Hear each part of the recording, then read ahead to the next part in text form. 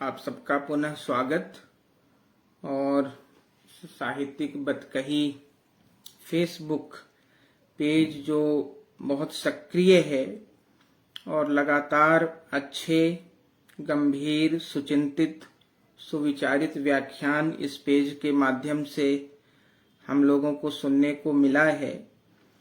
तो इस पेज से जुड़े हुए अपने विद्यार्थी अजय और उनकी पूरी टीम के प्रति मैं आभारी हूं कि उन्होंने मुझे यह न्योता दिया और कई महीनों से लंबित यह अवसर आज आ सका है, जिसमें हम और आप सब साहित्यिक बतकही के माध्यम से आमने सामने हैं। आपने मुझे सुनने के लिए समय निकाला। जो लोग भी इस माध्यम के साथ अभी जुड़े हैं और आगे जुड़ेंगे, उन सब के प्रति मैं अपना प्रणाम निवेदित करता हूं। हिंदी आलोचना में डॉक्टर नगेंद्र कम चर्चित कहना ठीक नहीं है, लेकिन चूंकि पाठ्यक्रमों से बाहर रहे हैं और पाठ्यक्रमों से बाहर रहने के कारण जो सहज चर्चा आलोचकों की होती है, उसमें उनका स्थान नहीं आ पाता है। शुक्ल जी की परंपरा जब हम आगे बढ़ाते हैं अकादमिक दुनिया में, तो हजारी प्रसाद द्विवेदी, रामविलास शर्मा, अज्ञेय, मुक्तिबोध, विजय देव नारायण शाही, नामवर सिंह और बाद के आलोचकों की यह श्रृंखला आगे बढ़ती है। किन्हीं कारणों से इस कड़ी में डॉक्टर नगेंद्र का नाम नहीं शामिल हो पाता। यद्यपि अपने लिखे हुए को ही आधार बनाए, उन पर लिखी गई रचना को छोड़ भी दें, तो भी डॉक्टर नगेंद्र का अवदान महत्वपूर्ण है। इतना महत्व तो उसका है ही कि हिंदी साहित्य के एक बड़े कालखंड को समझने समझाने के लिए डॉक्टर नगेंद्र अभी भी लगभग अनिवार्य संबंध की तरह बने हुए हैं। इसलिए जब अजय ने मुझसे अनुरोध किया कि चूंकि इस साहित्यिक बतकही फेसबुक पेज से हमारे सारे विद्यार्थी जुड़े रहते हैं, तो पाठ्यक्रम के लिए निर्धारित हिस्सों में से कोई एक हिस्सा आप अपने विषय के रूप में चुन लें, तो वह हमारे लिए बेहतर होगा। तो मैंने अजय से यही कहा था कि कक्षा में तो हम लोग अपना पाठ्यक्रम जैसे तैसे पढ़ाते ही हैं, अलग से यह अवसर कुछ उन बिंदुओं को छूने की कोशिश के साथ होना चाहिए जो पाठ्यक्रम में शामिल नहीं हो पाते लेकिन जरूरी हैं। और ऐसा ही एक जरूरी नाम डॉक्टर नगेंद्र के रूप में मुझे प्रतीत होता है। इसलिए बेहतर है कि आप यह आयोजन डॉक्टर नगेंद्र के आलोचनात्मक अवदान पर ही रखें। मुझे खुशी है कि उन्होंने मेरी बात मानी और डॉक्टर नगेंद्र पर कुछ बातचीत के लिए आज हम यहाँ उपस्थित हैं।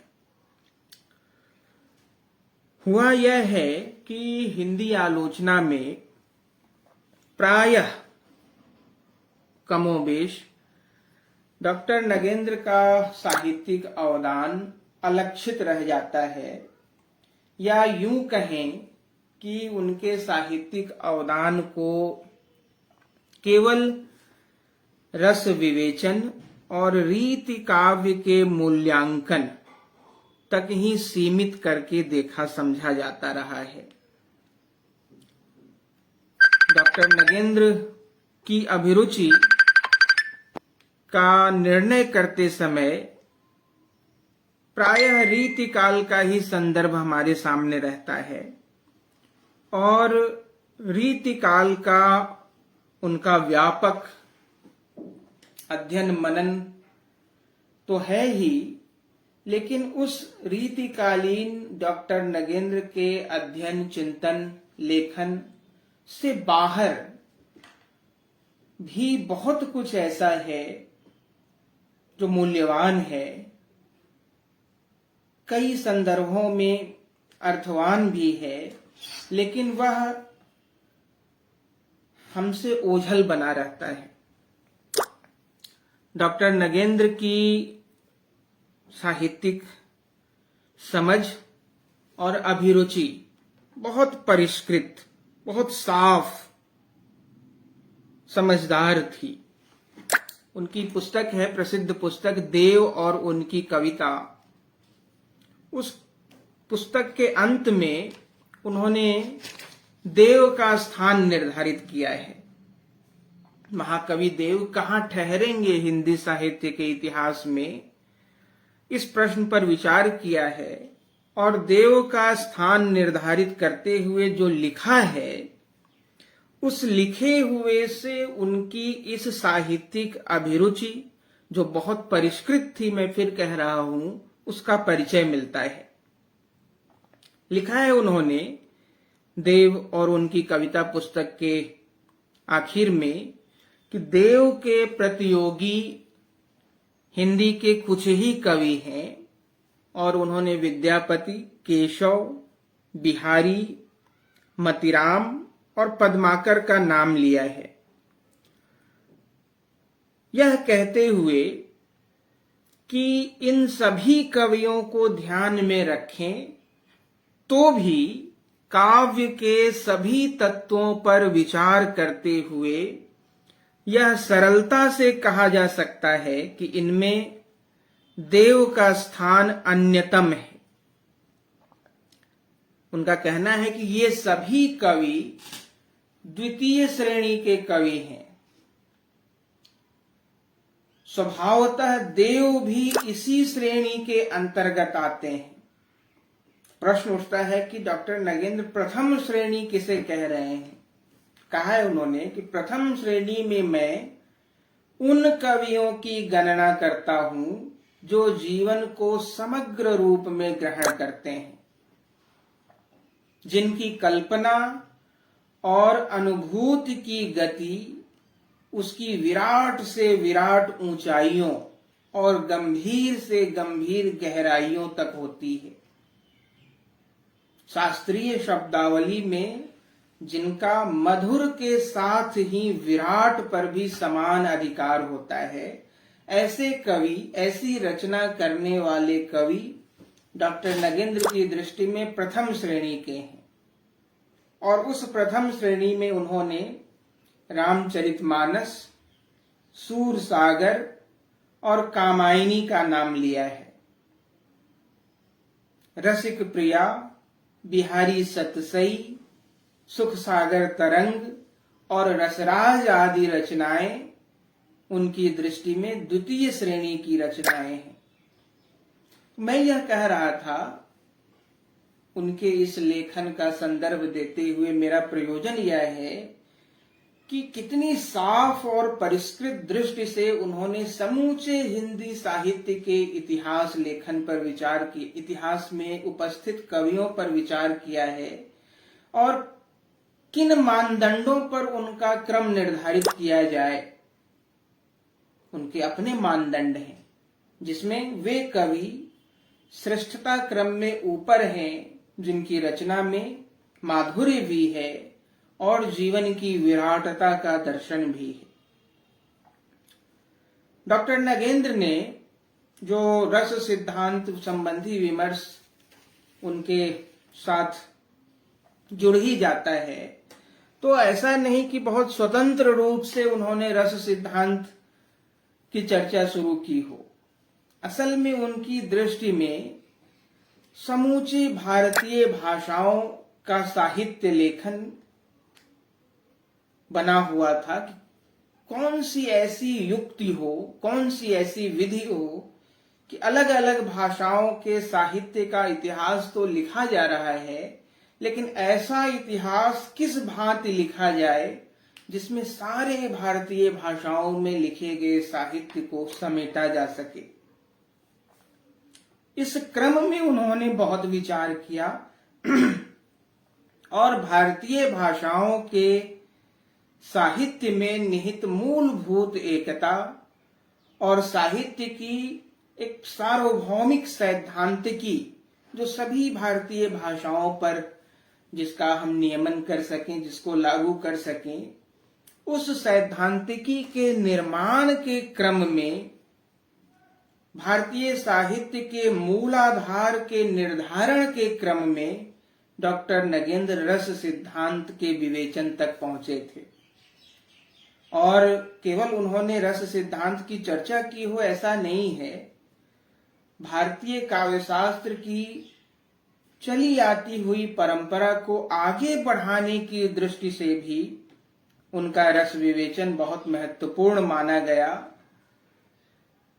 उसके महत्वपूर्ण होने का एक प्रमाण तो यही है, हालांकि यह बहुत अच्छा प्रमाण नहीं है, पर पुरानी बात है तो उसे हम मान सकते हैं कि 1956 में रस सिद्धांत पुस्तक हेतु ही डॉक्टर नगेंद्र को साहित्य अकादमी का प्रतिष्ठित पुरस्कार मिला था। तो रीति काल संबंधी उनका विवेचन, भारतीय साहित्य का इतिहास लिखने के क्रम में रस सिद्धांत तक उनका जाना और उस बहाने से ही रस सिद्धांत पर पुनर्विचार और काव्य शास्त्र में रस संबंधी विमर्श को आगे बढ़ाने संबंधी उनका योगदान तो महत्वपूर्ण है ही, लेकिन और भी इतर विषयों पर उन्होंने विपुल लेखन किया है। साहित्य इतिहास विवेचन को ही यदि ध्यान में रखें, आमतौर पर उनके द्वारा संपादित हिंदी साहित्य का इतिहास विद्यार्थियों के निकट है, पर साहित्य इतिहास विवेचन की दृष्टि से देखें तो उनका जो ग्रंथ है 1949 में जिसका प्रकाशन हुआ, रीति काव्य की भूमिका, 1966 में छपी उनकी पुस्तक आलोचक की आस्था, और फिर एक बहुत महत्वपूर्ण पुस्तक भारतीय सौंदर्य शास्त्र की भूमिका, मिथक और साहित्य, और जो संपादित हिंदी साहित्य का इतिहास है, इन सारी पुस्तकों का साहित्य इतिहास लेखन की दृष्टि से बड़ा महत्व है। और जो काम उन्होंने लिया और जिस पर विचार करने के क्रम में रस सिद्धांत पर पहुंचे, जब उस काम में गति आई तो उन्होंने भारतीय वाङ्मय और भारतीय साहित्य का समेकित इतिहास तैयार कर डाला। उसका अपना अलग संदर्भ है, अलग महत्व है। इन सारी पुस्तकों के माध्यम से कह सकते हैं, बल्कि कहना चाहिए कि डॉक्टर नगेंद्र ने हिंदी साहित्य के इतिहास लेखन संबंधी कुछ बुनियादी समस्याओं पर विचार किया है। वैसे यह संयोग है कि जो पहला निबंध उन्होंने लिखा था 1937 में आगरा से छपने वाली एक पत्रिका थी साहित्य संदेश, उस साहित्य संदेश में उनका निबंध छपा पहली बार, और वह निबंध ही था हिंदी साहित्य का इतिहास। अब कहें कि उनके रचनात्मक दुनिया में, प्रकाशन की दुनिया में हिंदी साहित्य के इतिहास के माध्यम से ही उनका पदार्पण हुआ था। हिंदी साहित्य का इतिहास उनको इतना महत्वपूर्ण लगता था क्योंकि उसकी मूल, उसके कारण के रूप में रामचंद्र शुक्ल उपस्थित थे। रामचंद्र शुक्ल के बारे में उन्होंने लिखा है कि रामचंद्र शुक्ल का इतिहास, ध्यान दीजिए उन्होंने दो शब्दों का प्रयोग किया है कि वह सर्वथा निर्दोष तो नहीं है। अब शुक्ल जी के इतिहास को दोषपूर्ण बताना, भले ही इन्होंने बहुत नरम होकर बताया है, लेकिन कहने का साहस किया उन्होंने कि शुक्ल जी का इतिहास, हिंदी साहित्य का इतिहास, वह सर्वथा निर्दोष न होते हुए भी बहुत कुछ संगत और विवेकपूर्ण है।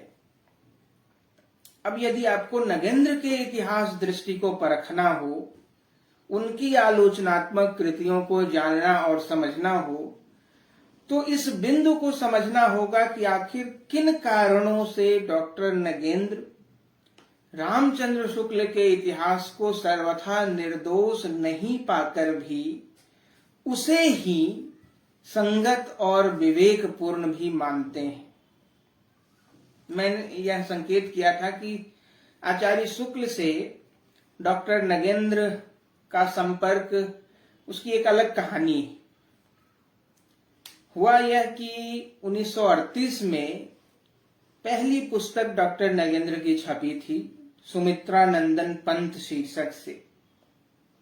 और केवल पंत नहीं है उस पुस्तक में, पंत के बहाने सुमित्रा नंदन पंत नामक उस पुस्तक में छायावाद की प्रवृत्तियों का विवेचन किया गया है।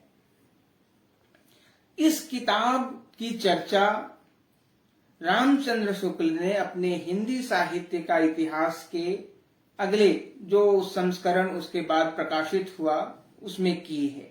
लिखा है रामचंद्र शुक्ल ने कि काव्य की छायावाद कही जाने वाली शाखा चले काफी दिन हुए, पर ऐसी कोई समीक्षा पुस्तक देखने में न आई जिसमें उक्त शाखा की रचना प्रक्रिया, प्रसार की भिन्न भिन्न भूमियां सोच समझकर निर्दिष्ट की गई हो। अब एक बड़ा वाक्य लिखा शुक्ल जी ने इसके बाद, केवल नगेंद्र की सुमित्रा नंदन पंत पुस्तक ही ठीक ठिकाने की मिली है। अब पहली ही किताब छपे आपकी और रामचंद्र शुक्ल अपने इतिहास में यह कहकर उसकी प्रशंसा करें कि केवल यही पुस्तक इस विषय पर ठीक ठिकाने की है, तो इसका महत्व आप अंदाजा उसका लगा सकते हैं। आचार्य शुक्ल की इस प्रशंसा ने वास्तव में डॉक्टर नगेंद्र को आलोचना के क्षेत्र में प्रवृत्त किया था, प्रेरित किया था। स्वीकार किया है अपनी आगे की पुस्तक आस्था के चरण में नगेंद्र ने कि मेरी पहली ही कृति का हार्दिक स्वागत हुआ, और आरंभिक दौर में कविताएं लिखते थे। प्रायः सभी बड़े आलोचकों के साथ यह है, लेकिन उन्होंने लिखा कि मेरी पहली ही पुस्तक का ऐसा स्वागत हुआ कि कविता का खुमान सचमुच ही धीरे धीरे टूटने लगा, और जो बाहरी जीवन के विषय में मेरा दृष्टिकोण और मूल्य बनते जा रहे थे, उस दृष्टिकोण में अब तत्व की मात्रा बढ़ने लगी। यानी जो कुछ मेरे भीतर पक रहा था उसकी अभिव्यक्ति के लिए अब मुझे काव्य नहीं बल्कि आलोचनात्मक गद्य का माध्यम अधिक सुगम और अनुकूल महसूस हुआ। तो शुक्ल जी के साथ नगेंद्र के व्यक्तिगत, जिसको मुखामुखम कहते हैं, उसका यह एक संदर्भ है। कई बार स्वीकार किया है उन्होंने कि ऐसा प्रभाव पड़ा मेरे मन पर आरंभ में ही आचार्य शुक्ल का कि उसके कारण भी भारतीय रस सिद्धांत के प्रति मेरी गहरी आस्था हो गई। शुक्ल जी के निष्कर्षों को मानने के लिए मैं बिल्कुल तैयार नहीं था, क्योंकि वो जिस युग में थे उस युग में और मेरे युग में बहुत परिवर्तन हो चला था। लेकिन उनके प्रौढ़ तर्क और उनकी अनिवार्य शैली मेरे ऊपर बुरी तरह हावी हो जाती थी। और जो कुछ भी लेखन डॉक्टर नगेंद्र का आपके बीच है, उससे यह बात प्रमाणित होती है कि शुक्लोत्तर हिंदी आलोचना में डॉक्टर नगेंद्र को छोड़कर हम बात नहीं कर सकते, आगे नहीं बढ़ सकते। जो इतिहास बोध और इतिहास विवेचन संबंधी उनकी चिंताएं हैं डॉक्टर नगेंद्र की, वह एक बड़ा हिस्सा है उनके लेखन का। साहित्य का विवेचन करने के क्रम में ही इतिहास विवेचन की चिंताओं से रूबरू हुए थे डॉक्टर नगेंद्र। इसलिए आप कह सकते हैं कि हिंदी साहित्य का इतिहास से संबंधित समस्याएं जिनको डॉक्टर नगेंद्र ने अपने विवेचन का आधार बनाया है, बहुधा उस विवेचन में, उस व्यावहारिक विवेचन से होकर ही डॉक्टर नगेंद्र ने इतिहास संबंधी सिद्धांतों पर विचार किया, रस संबंधी सिद्धांतों पर विचार किया, तो वह व्यवहार से सिद्धांत की तरफ बढ़े हैं। इसलिए वह ज्यादा प्रासंगिक, ज्यादा अर्थवान, ज्यादा सही प्रतीत होती है।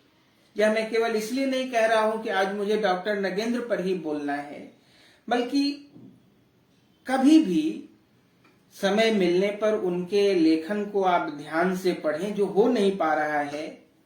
मैंने पहले ही कहा कि हिंदी आलोचना की विकास परंपरा में डॉक्टर नगेंद्र अनिवार्य रूप से शामिल नहीं किए जाते हैं, लेकिन जब हम इस विकास श्रृंखला को परे रखकर डॉक्टर नगेंद्र को पढ़ना शुरू करते हैं, तब हमें उनकी इन विशेषताओं की जानकारी होती है। जो रीति काव्य संबंधी विवेचन उनका है, बड़ा महत्वपूर्ण है। इसलिए महत्वपूर्ण है वह क्योंकि उसमें उन्होंने जिस दृष्टि से रीति काव्य को हिंदी साहित्य के इतिहासों में और अन्य आलोचकों ने उपस्थित किया है, उस दृष्टि का विरोध है। उन्होंने कहा कि हिंदी में रीति काव्य प्रायः उपेक्षा का ही भागी रहा है, और उन्होंने कारण बताया कि द्विवेदी युग, क्योंकि वह नैतिकता को केंद्र में रखकर एक नैतिक जिम्मेदारी का युग था वह, तो द्विवेदी युग के आलोचकों ने रीति काव्य को नीति भ्रष्ट कहकर तिरस्कृत किया, और आगे आने वाले छायावाद के प्रतिनिधि कवियों ने रीति काव्य को अतीन्द्रिय और स्थूल कहकर उसे हेय समझते रहे। और जो आगे आने वाले और कवियों की पीढ़ी है, तो नगेंद्र कहते हैं कि आज का प्रगतिशील समीक्षक इसको सामंतवाद की अभिव्यक्ति मानकर प्रतिक्रियावादी कविता कहता है। यानी विवेचन की, कविता को समझने की जो संतुलित दृष्टि की अपेक्षा रीति काव्य कर रही थी, न तो द्विवेदी युगीन समीक्षकों ने उस दृष्टि से कविता को देखा, रीति काव्य को देखा, और न ही छायावाद और बाद के कवियों समीक्षकों ने। इस जिम्मेदारी को, इस बीड़ा को नगेंद्र ने उठाया, यह कहते हुए कि मैंने शुद्ध साहित्यिक यानी रस की दृष्टि से ही रीति कविता की सामान्य प्रवृत्तियों का विश्लेषण और मूल्यांकन करने का प्रयत्न किया है। जो अन्य बाहरी मूल्य हैं, बाह्य मूल्य हैं, उन बाहरी आरोपित किए जाने वाले मूल्यों से रीति कविता को प्रयत्न पूर्वक बचाया है, चेष्टा पूर्वक बचाया है। उनका प्रयत्न रीति कविता के मूल्यांकन की एक संतुलित दृष्टि की ओर पाठकों को ले जाने की है। जो पुस्तक, जिस पुस्तक में उन्होंने यह सब बताया है रीति काव्य संबंधी, उस पुस्तक में आप पाएंगे कि 3 अध्याय हैं। पहले अध्याय में उन्होंने रीति युग की राजनीतिक और सामाजिक परिस्थितियों का एक प्रकार से ऐतिहासिक विवेचन किया है, और यह बताया है कि कविता के लिए किस तरह से वह ऐतिहासिक परिस्थिति आधार फलक का काम कर रही थी। लेकिन इस विवेचन में जो मुख्य बात है, जिसकी तरफ ध्यान दिया जाना चाहिए, और वह बात उनकी इतिहास दृष्टि संबंधी नवोन्मेष की तरफ भी संकेत करती है कि डॉक्टर नगेंद्र स्पष्ट शब्दों में यह कहते हैं कि हिंदी में वास्तव में सबसे पहले कवि विद्यापति हैं जिनमें रीति संकेत, रीति तत्व नहीं कहा उन्होंने, रीति संकेत असंदिग्ध रूप में मिलते हैं।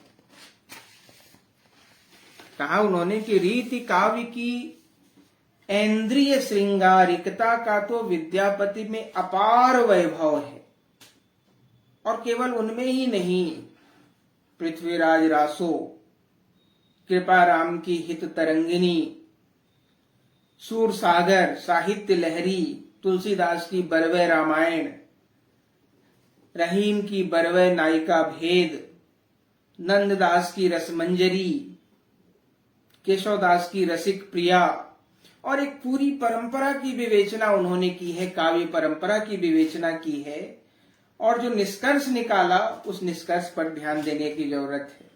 उनका निष्कर्ष है कि हिंदी में रीति परंपरा का आरंभ तो उसके जन्म काल से ही मानना पड़ेगा।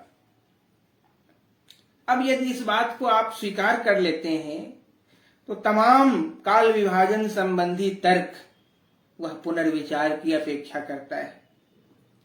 इसलिए डॉक्टर नगेंद्र ने यह कहा कि हिंदी में रीति परंपरा पर यह प्रश्न उठाना कि चूंकि लक्षण ग्रंथों का निर्माण लक्ष्य ग्रंथों की समृद्धि के बाद ही संभव है। लक्षण ग्रंथ यानी शास्त्र के आधार पर रचे गए काव्य रचनाएं। इसलिए यह तर्क दिया गया है ना कि चूंकि लक्षण ग्रंथ लक्ष्य ग्रंथों की समृद्धि के बाद ही संभव है, इसलिए हिंदी साहित्य के प्रारंभ में ही रीति ग्रंथों का निर्माण नहीं हो सकता। लेकिन नगेंद्र ने कहा कि यह सही तर्क नहीं है। नगेंद्र कहते हैं कि हिंदी साहित्य स्वतंत्र रूप से फूटा हुआ कोई सर्वथा नवीन स्रोत नहीं है। वह संस्कृत प्राकृत अपभ्रंश की प्रवहमान धारा का एक रूपांतर मात्र है। और देखिए जिस तरफ वह ध्यान दिला रहे हैं कि संस्कृत काव्य का पर्यवसान रीति ग्रंथों में ही हुआ था। जहां तक संस्कृत काव्य परंपरा पहुंची थी वह रीति ग्रंथ थे। उन्हें तमाम उदाहरण दिए हैं, गाथा सप्तशती, आर्या सप्तशती, और भक्ति परंपरा में जितने सती थे, दुर्गा सप्तशती, चंडी शतक, ये सब, और जो कृष्ण लीलामृत आदि ग्रंथ, एक लंबा विवेचन किया है उन्होंने और यह बताया है कि संस्कृत कविता का पर्यवसान असल में रीति ग्रंथों में हुआ था, और संस्कृत कविता के बाद प्राकृत अपभ्रंश से होते हुए हिंदी कविता का आरंभ होता है। तो हिंदी के आरंभ में ही रीति ग्रंथों की रचना सर्वाधिक स्वाभाविक और सहज तर्क है। यह समूचे इतिहास विवेचन को उलट देने वाला मामला है। यह मैंने संकेत किया, समय कम है, उसमें सारे संदर्भों को की व्याख्या कर पाना संभव नहीं है। मैं केवल संकेत करता बढ़ रहा हूं कि नगेंद्र की दृष्टि में एक भारतीय साहित्य का समेकित इतिहास किस तरह रचा जाए, यह आरंभ से ही यह बिंदु उनके मन में मौजूद है। बार बार वह विभिन्न भारतीय भाषाओं में रचित साहित्य में मूलभूत एकता की बात करते हैं। वह मूलभूत एकता जिसके टिके रहने का आधार राजनीतिक परिस्थितियां नहीं बल्कि सांस्कृतिक परिस्थितियां हों। क्योंकि नगेंद्र मानते हैं कि भारत की भाषाएं अलग अलग भाषा परिवारों की हैं। सारी भारतीय भाषाएं एक ही भाषा परिवार से संबंधित नहीं हैं।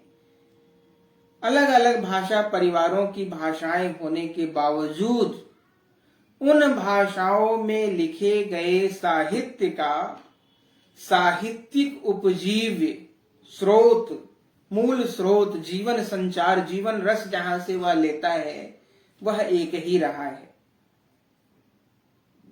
कहा है उन्होंने कि भारतीय साहित्य की धारणा का सीधा संबंध भारतीय संस्कृति और भारतीय राष्ट्र की धारणा से जुड़ा हुआ है।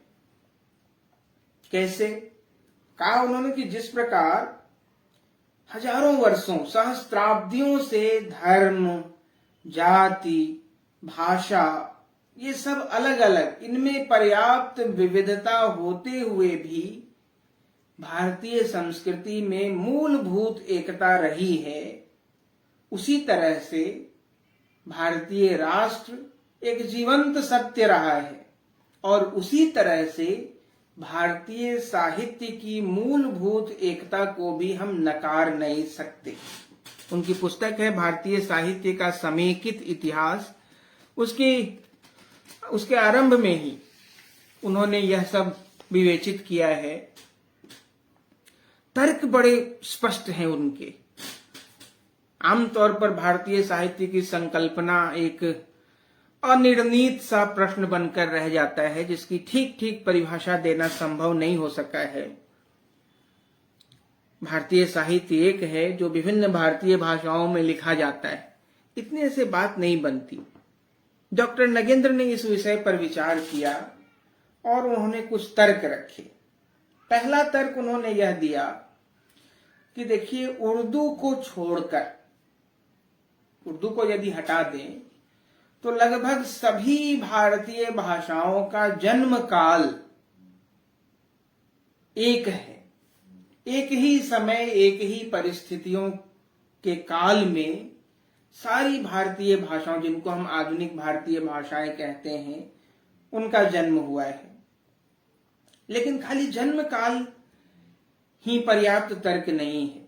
जन्म काल के अतिरिक्त भी आधुनिक भारतीय साहित्यों के विकास के जो चरण हैं, स्तर हैं, वे भी प्रायः समान रहे हैं। सभी भारतीय भाषाओं का जो आदिकाल है वह लगभग 15वीं सदी तक चलता है। सभी भारतीय भाषाओं का जो पूर्व मध्यकाल है वह पूर्व मध्यकाल समाप्त हो जाता है मुगलों के वैभव के अंत के साथ, और जो उत्तर मध्यकाल है और आधुनिक काल का आरंभ है वह लगभग अंग्रेजी शासन की स्थापना के साथ जुड़ जाता है। यानी भाषा एक समय की है, उस भाषा में लिखे गए साहित्य के विकास के चरण काल, कैसे कैसे वह साहित्य विकसित होता है, वह भी सारी भारतीय भाषाओं में लगभग एक जैसा है। और उन्होंने यह कहा, तीसरा तर्क उनका है कि पिछली सहस्त्राब्दी में, 1000 साल में अनेक धार्मिक और सांस्कृतिक आंदोलन, मसलन भक्ति आंदोलन, ऐसे हुए हैं जिनका प्रभाव किसी क्षेत्र विशेष पर नहीं था, भारत व्यापी था। और भारतीय भाषाओं के विकास के पहले चरण में इन सारे धार्मिक संप्रदायों का प्रभाव भी समान रूप से दिखाई पड़ता है। आगे उन्होंने यह कहा कि देखिए, ये सब तो बातें हैं, लेकिन भारतीय भाषाओं के साहित्य का जो बेस है, पृष्ठाधार है, वह भी एक ही है। रामायण है, महाभारत है, विभिन्न पुराण हैं, भागवत है, और इन सारी रचनाओं के साथ साथ संस्कृत का जो अभिजात्य साहित्य है, कालिदास हैं जिसमें भवभूति हैं, बाणभट्ट हैं, श्रीहर्ष हैं, अमरूक हैं, जयदेव हैं, इन सब को भी ध्यान में रखें। और फिर जो बाद की विभिन्न भाषाएं हैं, पाली, प्राकृत, अपभ्रंश, इन तीनों भाषाओं में मौजूद बौद्ध साहित्य, जैन साहित्य और अन्य धर्मों का साहित्य, यह समूचे भारत की सभी भाषाओं को उत्तराधिकार में मिला है। इन सब का विकसित रूप हम सारी भारतीय भाषाओं में देखते हैं। और जो शास्त्र है सारी भारतीय भाषाओं का, जो काव्य शास्त्र है, उसके जो महान ग्रंथ रहे हैं, नाट्य शास्त्र, ध्वन्यालोक, काव्य प्रकाश, साहित्य दर्पण, रसगंगाधर, इन सारे शास्त्रीय ग्रंथों की विचार विभूति का उपयोग सभी भारतीय भाषाओं ने निरंतर किया है। तो ये सब उपस्थित करते हुए डॉक्टर नगेंद्र यह तर्क देते हैं कि इन सारी चीजों को ध्यान में रखें तो कह सकते हैं कि इस प्रकार एक समान राजनीतिक, सांस्कृतिक और साहित्यिक आधार भूमि पर पुष्पित पल्लवित हुआ यह भारतीय साहित्य जन्मजात समान है, और इसकी जन्मजात समानता एक सहज घटना है। इसकी जन्मजात समानता एक सहज घटना है। भाषाएं एक समय की हैं, उन भाषाओं में रचा गया साहित्य एक तरह से आगे बढ़ा है। पिछले 1000 वर्षों के विभिन्न आंदोलनों का प्रभाव एक समान रूप से भारत व्यापी रहा है, और समूचे भारतीय साहित्य का पृष्ठाधार एक जैसा है। जहां से वह शक्ति संबल ग्रहण करता है, वे सारे ग्रंथ एक जैसे हैं। काव्य शास्त्र के ग्रंथ सारी भारतीय भाषाओं के लिए समान रूप से उपजीव्य रहे हैं। तो प्रमाण यह मिलता है, डॉक्टर नगेंद्र कहते हैं, कि राजनीतिक, सांस्कृतिक और साहित्यिक आधार भूमि पर जो भारतीय साहित्य पुष्पित पल्लवित हुआ, वह कोई विशेष बात हो ऐसा नहीं है। यही उसकी सहज विकसित होने की अवस्था है। यह एक सहज घटना है, इसे ऐसा ही होना था। और इन सारे विवेचन को ध्यान में रखकर डॉक्टर नगेंद्र कहते हैं कि भारतीय मनीषा की भारतीय संस्कृति और भारतीय राष्ट्रीयता, यह सब मिल करके भारतीय साहित्य का प्राण तत्व निर्मित करते हैं। मनीषा की एक परंपरा है, भारतीय संस्कृति की एक धारा आकर के उससे मिलती है, और भारत की राष्ट्रीयता, इन तीनों मिल करके भारतीय साहित्य का आधार निर्मित करते हैं। और यही कारण है कि डॉक्टर नगेंद्र सफल हुए समूचे भारतीय साहित्य का समेकित इतिहास तैयार करने में। यह एक बहुत असाधारण कार्य था जिसे उन्होंने संभव कर दिखाया। जहां तक हिंदी साहित्य के इतिहास की बात है, तो मैंने पहले भी संकेत किया कि डॉक्टर नगेंद्र कहते हैं कि रामचंद्र शुक्ल का हिंदी साहित्य का इतिहास सर्वथा दोषपूर्ण तो नहीं है, और बताया है उन्होंने कि उनकी दृष्टि में उस इतिहास में क्या समस्या है। समस्या उनके काल विभाजन में है। आचार्य शुक्ल के इतिहास में अपनाई गई काल विभाजन की पद्धति को डॉक्टर नगेंद्र सही नहीं मानते। उनका कहना है कि साहित्यिक प्रवृत्तियों का सीमा निर्धारण ठीक वैसे ही नहीं हो सकता जैसे ऐतिहासिक घटनाओं का होता है।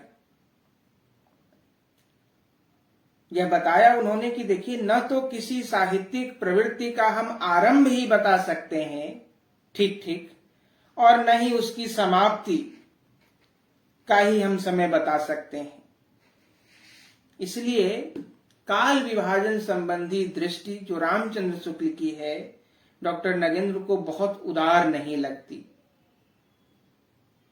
एक निश्चित संवत से किसी प्रवृत्ति विशेष का आरंभ और एक निश्चित संवत पर किसी प्रवृत्ति विशेष का अंत, यह जो रामचंद्र शुक्ल निर्धारित करते हैं, डॉक्टर नगेंद्र कहते हैं कि यह तार्किक नहीं है। आप पाएंगे कि जो इतिहास का संपादन किया है जो नगेंद्र ने, उसमें हिंदी साहित्य का काल विभाजन प्रस्तावित करते हुए डॉक्टर नगेंद्र ने इसी कारण से एक लंबा समय लिया है। 7वीं सदी के मध्य से लेकर 14वीं सदी के मध्य तक आदिकाल माना है। 14वीं सदी के मध्य से, यह मध्य कहा उन्होंने, एक खास निर्धारित संवत नहीं। फिर 17वीं सदी के मध्य तक उनका भक्ति काल है। 17वीं सदी के मध्य से 19वीं सदी के मध्य तक रीति काल, और फिर आधुनिक काल के विभिन्न चरण हैं। डॉक्टर नगेंद्र के यदि हिंदी साहित्य का इतिहास संबंधी कुछ विशिष्टताओं की चर्चा करें, जो कि उनकी आलोचनात्मक चेतना और उनके आलोचनात्मक विवेक का एक महत्वपूर्ण हिस्सा है, तो हम पाते हैं कि उसकी कुछ विशेषताएं हैं। पहली तो यह कि स्पष्ट रूप से डॉक्टर नगेंद्र यह मानते हैं कि उर्दू का हिंदी साहित्य के इतिहास में अंतर्भाव करना उचित नहीं है। यह मानते हुए कि हिंदी और उर्दू में बहुत कुछ समान तत्व हैं, लेकिन उनका कहना है कि समान तत्व की तुलना में असमान तत्व कहीं अधिक हैं। दूसरी बात जो उनके इतिहास विवेक के संदर्भ में ध्यान देने की है कि हिंदी की जो विभिन्न उपभाषाएं हैं, तो हिंदी की विभिन्न उपभाषाओं के साहित्य का डॉक्टर नगेंद्र प्रस्ताव करते हैं कि हिंदी साहित्य के इतिहास में विवेकपूर्ण ढंग से उपयोग किया जाना चाहिए।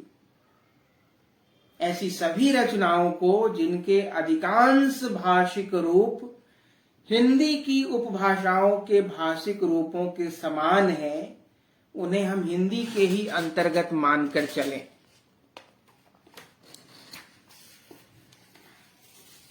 उन्होंने यह कहा कि जो दिक्कत हो रही है हिंदी साहित्य के इतिहास में, एक समस्या बनी हुई है कि हिंदी साहित्य का इतिहास प्रायः ऐसी रचनाओं का ही संदर्भ लेता है जो रस साहित्य है, काव्य है, कहानी है, नाटक है। लेकिन नगेंद्र ने यह ध्यान रखा कि हिंदी साहित्य के इतिहास में रस साहित्य के, यह उन्हीं का शब्द है कि रस साहित्य के साथ साथ, रस साहित्य के अतिरिक्त ज्ञान के साहित्य का भी अंतर्भाव करना चाहिए। उन्होंने उदाहरण दिया है कि आधुनिक काल के आरंभ में एक बड़ी रचना है सत्यार्थ प्रकाश, लेकिन ठीक बात है कि वह शुद्ध साहित्य नहीं है, उसका उद्देश्य कुछ और है। लेकिन यदि हम उसको छोड़कर हिंदी साहित्य के इतिहास पर विचार करेंगे तो उस विकास परंपरा की कुछ जरूरी कड़ियां छूट जाएंगी।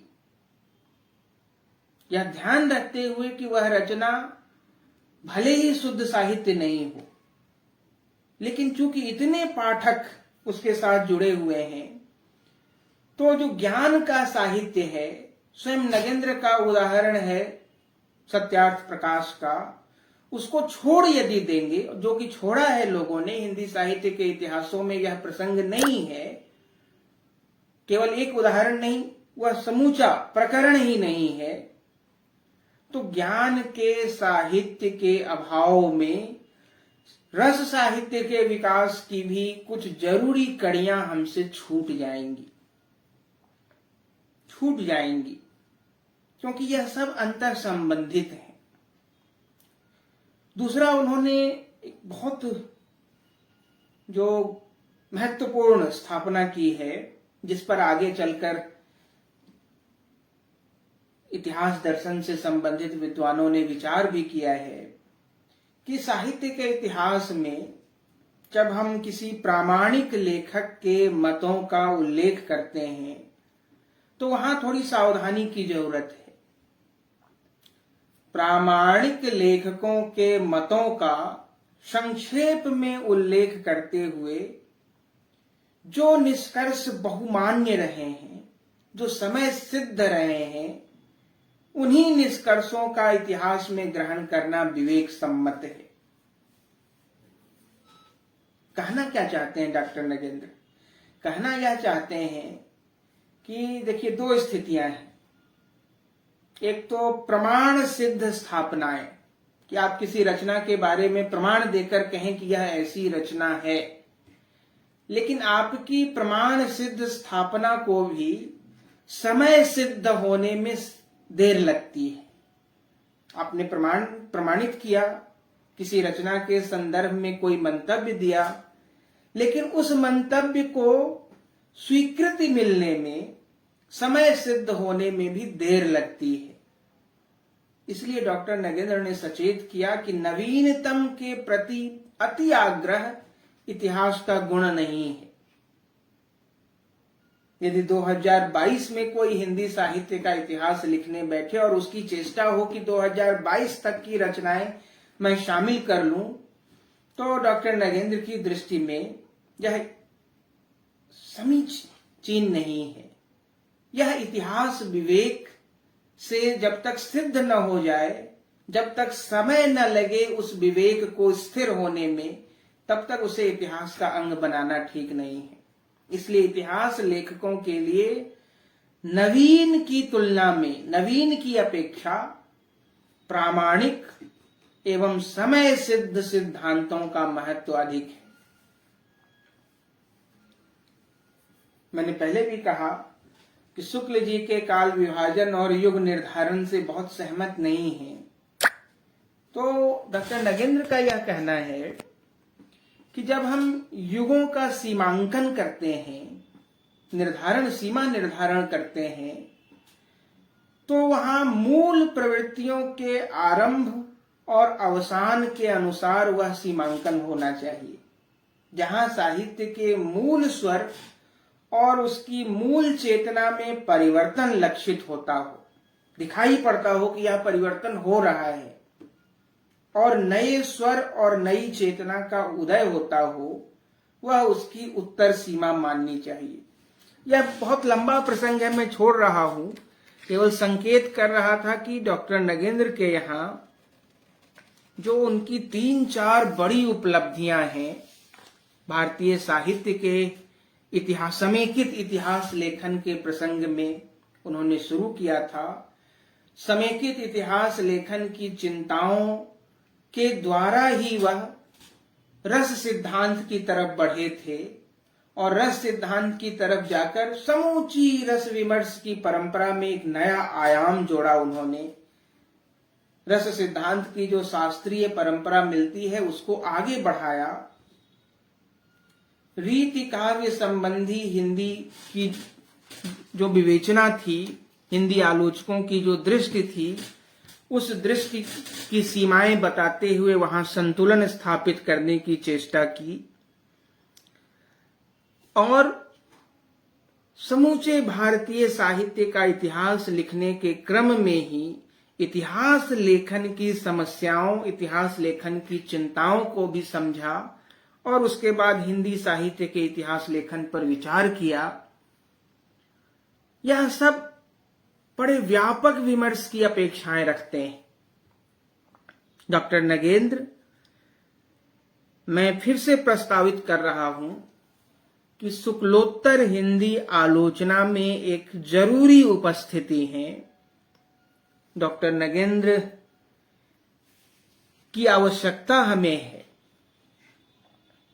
क्योंकि जो मूल साहित्यिक चेतना है, उस मूल साहित्यिक चेतना तक पहुंचने की बात बार बार डॉक्टर नगेंद्र ने अपने आलोचनात्मक विमर्श में की है।